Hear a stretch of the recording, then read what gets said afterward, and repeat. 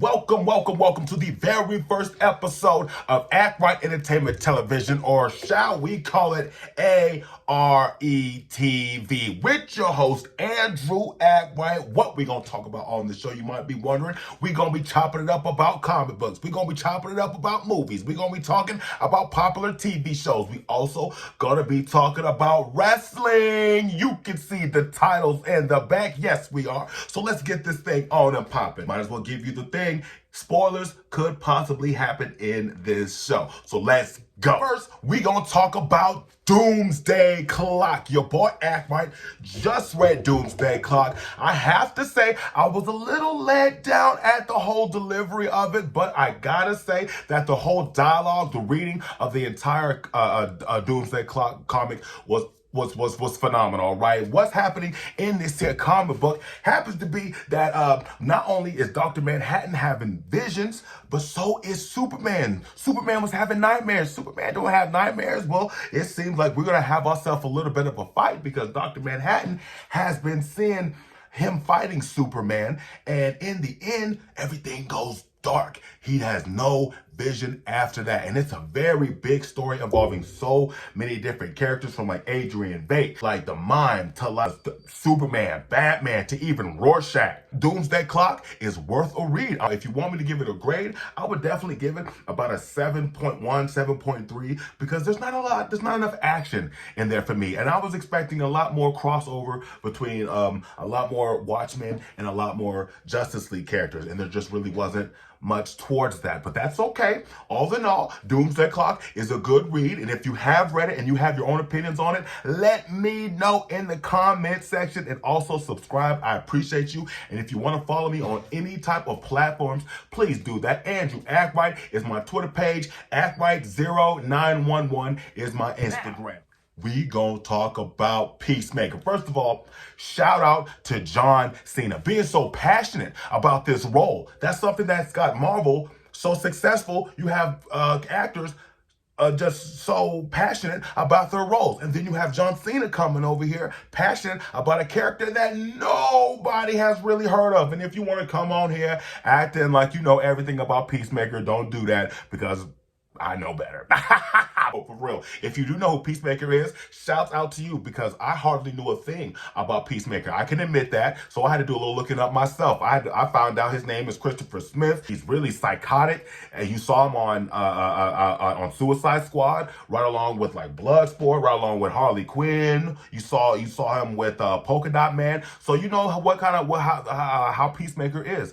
In this show, he's being called once again after being in the hospital for about 5 months, and not only that, don't forget he was also in jail for about 4 years. So he's been away for a little while, if you really think about that. So finally, whenever he gets back to his place, Amanda Waller still got her eyes on Peacemaker, still needs her help, still needs his help for something called a Project Butterfly. If you've seen Peacemaker, the first 3 episodes, you'll see that Project Butterfly, these people can take a punch, all right? And they seem kind of serious. Well, it seems like Peacemaker is going to be needed, but not only Peacemaker showing up, my man Vigilante is showing up. Vigilante is played by Freddie Stormer, who is just as funny as John Cena. But either way it goes, I really like the approach that Peacemaker is giving us. I think there's a little bit more than just Project Butterfly, especially with the person who's playing Peacemaker's dad.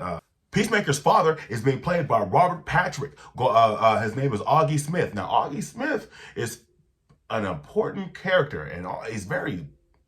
I think he's the real problem a little bit more than Project Butterfly. And if he's not the problem now, he will be the problem later on in season 2, because I guarantee there's going to be a season 2 of Peacemaker. If you have watched the first 3 episodes of Peacemaker, let me know, please. How do you feel about John Cena's approach? How do you feel about the show in general? And if you wanted me to give it a grade, I'm definitely going to give it a grade of 10 out of 10.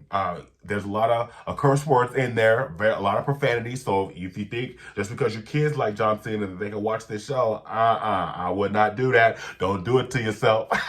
We are on the subject of wrestling just a little bit, talking about my man John Cena. But check this out. Not only we gonna talk about wrestling, not only we talk about John Cena, we talking about wrestling. What happened this past Friday night SmackDown? Well, I have to say it was a nice build to this upcoming Royal Rumble. Okay, so you had Seth Rollins, who's now the #1 contender for Roman Reigns' Universal title, coming over there, cutting him down on the mic, but Roman Reigns slapping him back just like he always doing, being the head of the table. You also had the legendary Lita returning. Oh my goodness, and putting Charlotte in her place like somebody showed up a long time ago, and I'm excited about that. We're gonna talk about that in just a little bit. But first, Roman and Seth, they had themselves a little promo battle. Seth Rollins coming over there talking about how he made Seth Rollins. How he made Roman Reigns and how he could destroy Roman Reigns, and that's because Roman Reigns, right along with Seth Rollins, right along with Dean Ambrose, now going by Jon Moxley and AEW, were once the greatest faction of all time. Well, one of the greatest factions of all time, the Shield. I love the Shield. Love the Shield. But either way it goes, they were just cutting each other down. Heck, Roman was like, if I wanted to go against a mega superstar, I wouldn't even have chose you, Seth. I'd have chose your wife. I think that was cutthroat. But that is also setting us up for one hell of a match on the way for Royal Rumble. Like I said, Lita, legendary women's champion, 4-time women's champion, Lita returned, putting Charlotte where she needs to be, in her place. And what's so funny, Charlotte backed down from a slap that Lita didn't even contact with her. She didn't even make full contact. She just pretended she was gonna slap her. It was just really funny. And I think Lita returning not only for the Royal Rumble, but also for a possible another run in the WWE. Heck, I think the women's division need that. And if Lita is the one is to come through, whether it be part-time, full-time, doesn't matter, I think Lita would be an amazing addition to the women's roster. Also, I wouldn't mind if Lita was the third person to win. Could you imagine if Lita was the very first, legend to win the Royal Rumble for the women's Royal Rumble side? Would you like that, honestly? Answer that question for me. Would you like it if Lita was the very first Hall of Famer to win the Royal Rumble as far as the women's Royal Rumble goes? Let me know in the comment section or at my Twitter page, Andrew Ackright, or you can holler at me at my Instagram at Ackright0991. But that's not the only things that happened during this Friday Night SmackDown that was cool. Sami Zayn getting in this small beef with Johnny Knoxville, trying to imitate the show Jackass, coming out with his own little segment called Insane. And then he was trying to be in a basket and shoot himself over the dang ring into this landing pad. The way the whole setup was, it was literally impossible. Sammy knew it. The crowd knew it. Johnny Knoxville knew it. I just think I really like the conspiracy personality that Sami Zayn has brought to this character, and it really works for him. It truly does. So I'm kind of curious to see where this little rivalry goes between Johnny Knoxville and Sami Zayn going into the Royal Rumble. Another segment that I thought was pretty dang dope was Aaliyah. Aaliyah, she's been kind of coasting just a little bit, but she got herself on TV this past week, and she beat Natty, who was all talking about the record. She said to get us World Book of Records for this, that, and the other, whoop-de-whoop. But then Aaliyah went out there and beat her in record time, so much so that maybe even Aaliyah might get her own page and then get us World Book of Records.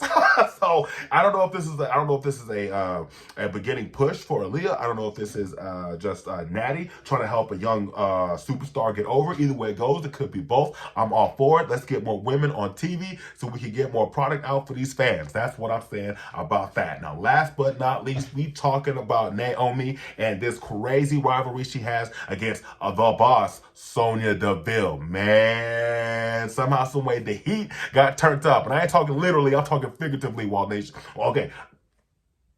Man, somehow, some way, the heat got turned up. And I ain't talking figuratively, I'm talking literally, because they got so hot in the office of Adam Pearce and Sonya Deville that they had to take off their jackets. And if you've been following the story of Sonya Deville and Naomi, Sonya been talking about how when she has that jacket on, I'm the boss, you can't touch me. When she took off her jacket and Naomi was finna come through and give her that 1-2 piece special, next thing you know, Adam Pearce came through and was like, nah, this ain't happening right now. So, man, Sonya, count your days, because Naomi, when she gets her hand on you, she gonna snatch you ball. That is how this show goes. This is how Ackright Entertainment TV, A.R A.R.E TV is going to be flowing. We're going to be talking about wrestling. We're going to be talking about comic books. We're going to talk about movies. I'm trying to go see that movie Scream so I can talk about it with you guys and get your opinions on how you feel about it. So hopefully that's in another video. Like I said, I am reading Haunt by Robert Kirkman and Todd McFarlane. So I'm going to be talking about that soon. And of course, we're going to keep talking about Peacemaker all the way through the end of this season. And we're also going to be talking about our wrestling, being Friday Night SmackDown, being Monday Night Raw, being NXT. We're going to be talking about all of that. Hopefully we're going to add somebody to talk about AEW and to talk about Impact. So until next time, like, subscribe, dislike, I do not mind. Just let me know if you're following me via my Instagram page, like I said, that's ActRight0991, or my Twitter page at Andrew Act Right. I appreciate you, and I'll see you next video.